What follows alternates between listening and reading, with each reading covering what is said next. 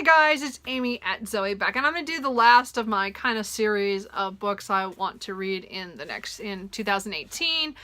Next year I'll hopefully, if I'm still doing this, I'll line these up a little better, but I think it's really great. I'm taking 10 nonfiction books that I want to read in the next year. Now this does not include everything I own that I want to get to, but these are the ones I know for sure I want to try to get to because they're either harder or bigger or, you know, we'll see. And again, there's other ones I still want to get.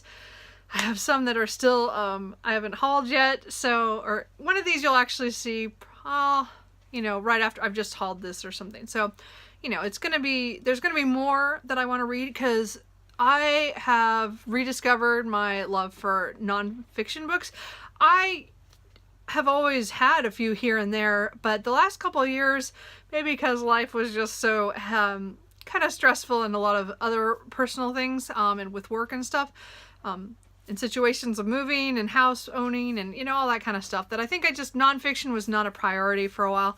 And then this last year I started getting back into it, and then Nonfiction November just reminded me why I love nonfiction. So this is kind of great to get back into it. And again, I did own a few things, but most of my nonfiction usually comes from the library. So the fact I have a stack here and I have at least 4 or 5 other books that I own now for nonfiction is kind of cool. But because I just want to try a lot of different things and a lot of different areas that I want to learn more about. So let's just get into it. So first I'm going to talk about one I saw, I think on, whose channel was that? Oh, I blanked out. But I did see Just Mercy by Brian Stevenson, and I bought it after I saw it on at least a couple of channels. And sorry, right now they just slipped right out of my head. But this is a story about the U.S. justice system and incarceration issues and stuff.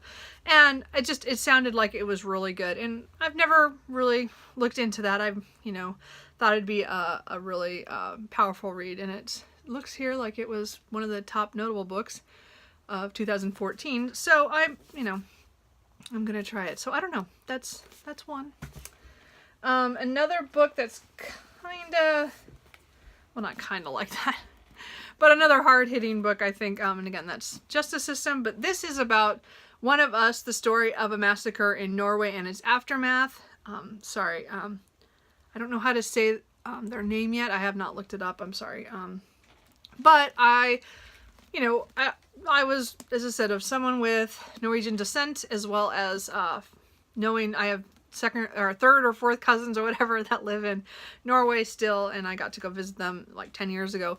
So it was kind of one of those things where when you heard about this, it was kind of hard to imagine there. So I really want to read the story of the massacre of the guy who went and killed all those kids, or, you know.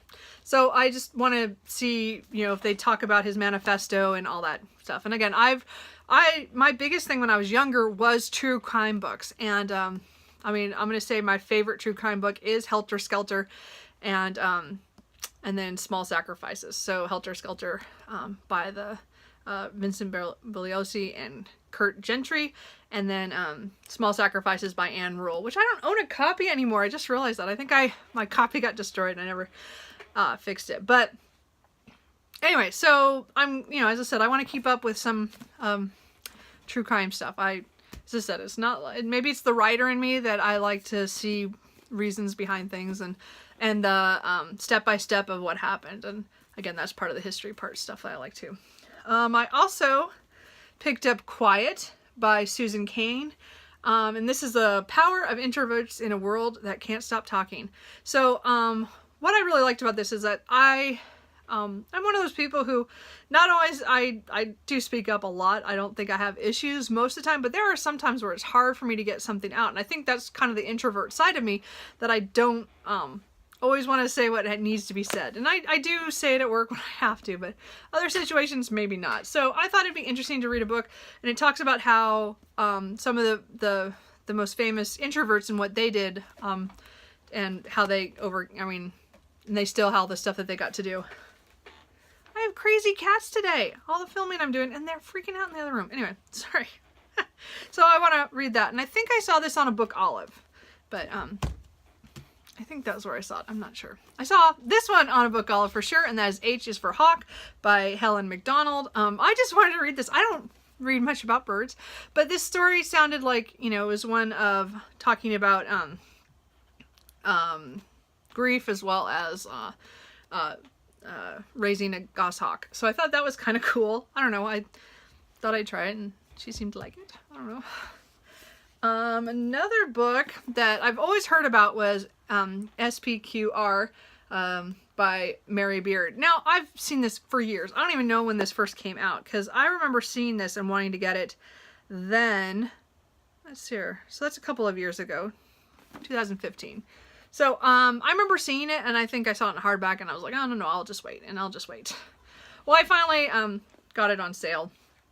I think in December or something. Anyway, so I've been wanting to read this. My dad wants to read it right after me. As I said, a lot of the nonfiction stuff that I pick up that I like, I will pass to my dad. My dad will pass me his stuff. So that's what's kind of fun about that. But I wanted to read this, and again, I read a lot of books about ancient Rome, ancient history stuff, because again, I go through phases of where I read stuff on. But this book looks like it's supposed to be pretty good. So I don't know. And then I picked up kind of a weird one, and it's called The Ghost Map, and it's talking about the story of London's most terrifying epidemic and how it changed science, cities, and the modern world. And I believe they have a cholera epidemic in 1854, and it's a few people who, I know it's a physician and, a curate, who map out how the disease is spreading. And I think it's one of the first times that that kind of is used, I think. Anyway, it sounded really cool to talk about that, and again, it has to do with I don't know, it just sounded neat. And again, I have this map thing going on, but it was mostly about learning how the disease spread. I think that's what it's talking about, and how it made people think about that.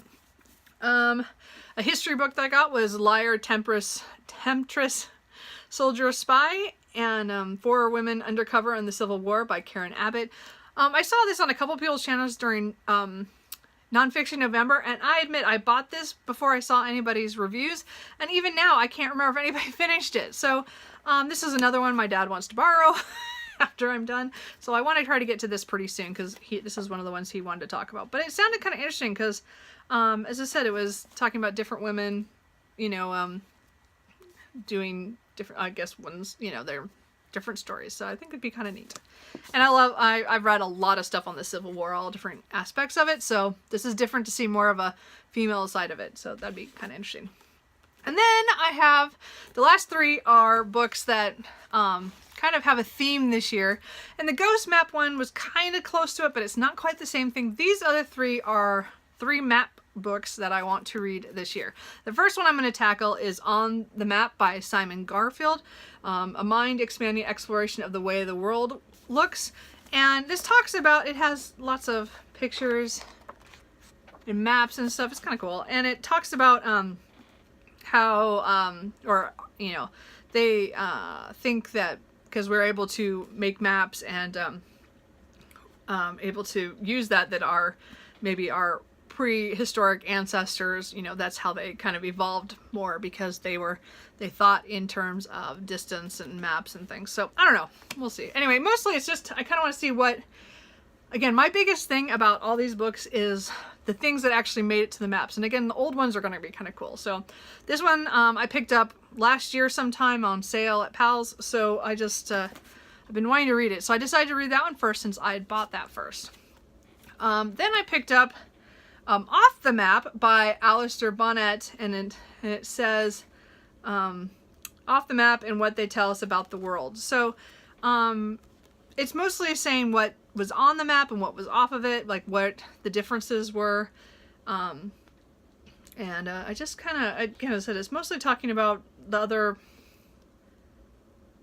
yeah, well, as I said, talking about all the different places that might have been missed off the map too. It has different sections, like it's different parts of the world. So again, I think it'll be an easy, like both of these are split up into chapters and things that I could read like 20 to 30 pages here and there and, you know, get through the story. So, but this is another one I want to pick up. Does that even show up? There you go. I don't know. And then the last one was kind of a splurge, but I saw it on Jen Campbell's channel, and that was The Phantom Atlas by Edward Brooke Hitchings, and it talks about the greatest myths, lies, and blunders on maps. And this is the part of the map stuff that I really, really like, is the way that they make up stuff when you don't know. So again, this one has, you know, a lot of pictures and stuff as well. And I don't know, said most of these are, I mean, the second one here doesn't have any pictures in it, but the rest of them, the other two do. So they'll be kind of fun. So anyway, but I'm gonna get to those this year. For some reason, I want to do a lot of the map stuff this year that I have all these books on. So anyway, so those are 10 of the nonfiction books I want to get to this year. There are others, as I said. I have another one coming still in the mail that I really want to read, and there's a couple others on my wish list waiting for prices to drop, or when the next library book sale happens that I'm going to go try to go find. So beyond that, though, those are the ones I'm going to get to. Have you guys read any of these books? Are any of these that I should pick up really soon? Any nonfiction books that you would recommend? I would love to hear from you. So let me know. Thanks. Bye.